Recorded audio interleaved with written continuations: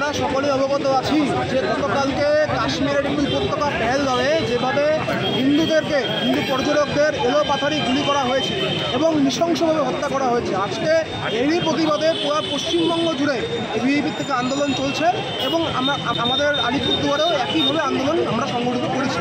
আমরা চাই যে হিন্দুত্ববাদীদের ঐক্যবদ্ধ হতে। ফেসবুকে বিপ্লব করে লাভ নেই, হোয়াটসঅ্যাপে বিপ্লব করে লাভ নেই। হিন্দুদেরকে ঘরে বসে ওই ঘুমটানা হলে খেমটা নাচ করলে হবে না, আমাদেরকে ঐক্যবদ্ধ হতে হবে। আমরা সকলেই জানি যে আজকে সারাদিনব্যাপী ফেসবুক জুড়ে দেখলে পরে দেখা যাবে যে কীভাবে মার্ক্সবাদীরা কীভাবে একের পর এক ভুলভাল পোস্ট করছে, ভুলভালভাবে মানুষকে হিন্দুদেরকে বোঝাচ্ছে।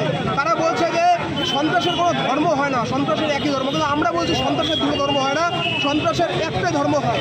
কারণ terrorism has only one religion, that is Islam.